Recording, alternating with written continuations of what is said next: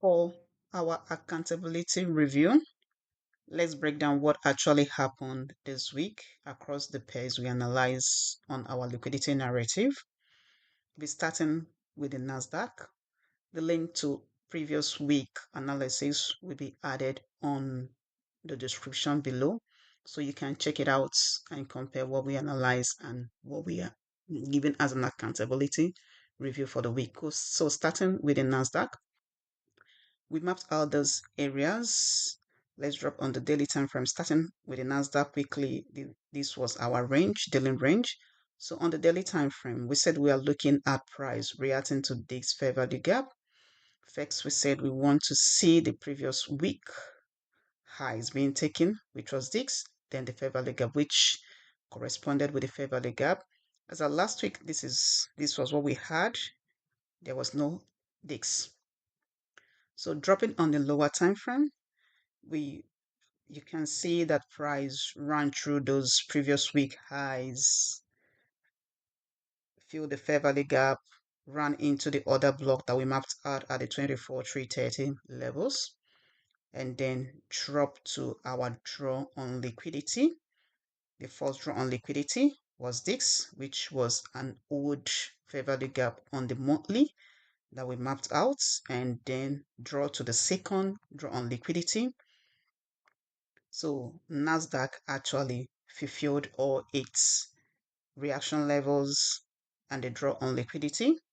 So this actually confirms strong respect for both reaction zones and liquidity targets for Nasdaq USD. That was it on Nasdaq USD. So everything went accordingly. Liquidity draw was filled. So moving to the next pair, which was cable, British Pound USD.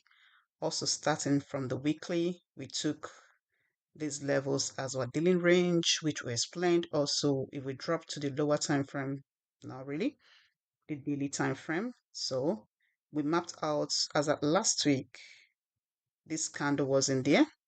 So if we drop to the lower time frame, we narrated, our narrative was we want to see this previous week high being taken, this fair value gap being filled, which is also inefficiency, and then probably here, and we want to see draw on liquidity to this level, which is the 1.32190 level. That was our draw on liquidity, but we want to see all the reactions being respected. So price respected the reaction, dropped down, and apparently price was unable to take out the liquidity low.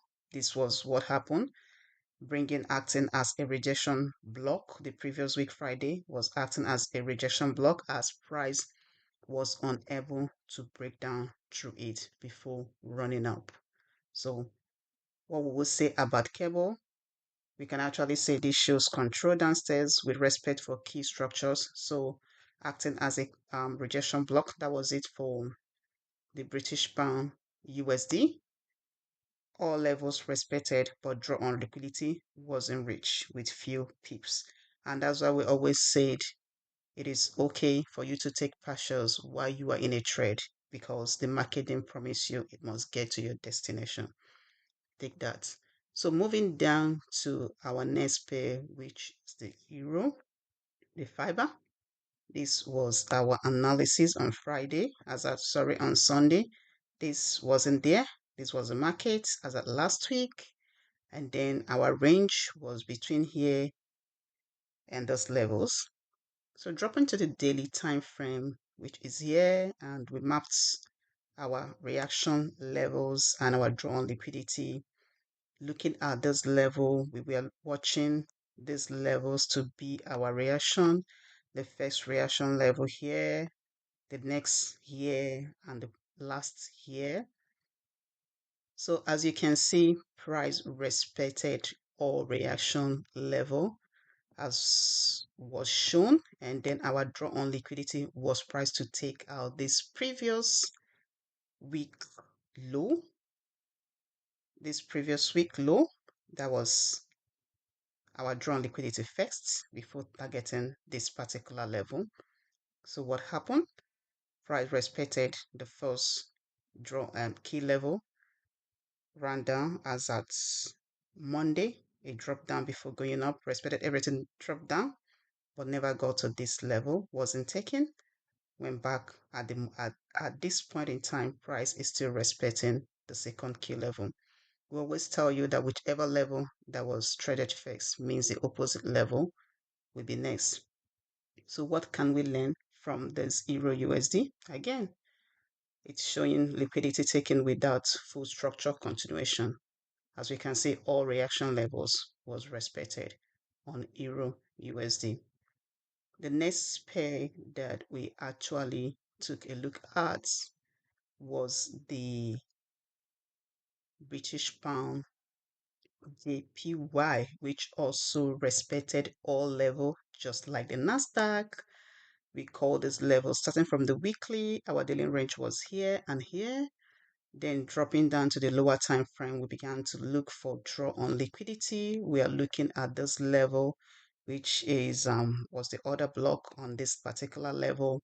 We are looking at this level for key reactions and this level for key reaction. As you can see, all those levels were being respected on the draw on liquidity. Price took out this low. It took liquidity on this level. If we expand, you can actually notice that it was a liquidity. Liquidity was taken on that particular level, as you can see here, but never got to the order block before running up, respected all key level as we analyze on the British Pound JPY. So this actually works well. All key level mapped were respected, confirming the narrative that was given as at last week. The last pair that we took a look at was on the USDJPY. Also, USDJPY starting from the weekly. We talked about that how the USDJPY has already taken out an external structure here, and that it still has room up. But we wanted to see price getting back to fill out these levels that we mapped out, we narrated. As at last week, we narrated this level, which was a lower time frame for hedge. We narrated this level, which is a fair value gap, and then the other block on the daily. You can see how price respected all this before starting to go to the upside of the market. So apparently the reason for this, we are not trying to predict price. This isn't price prediction. It's about understanding where liquidity is and how price move towards those levels. Remember, we'll map next week liquidity levels in the Sunday narrative. It's structure over speculation.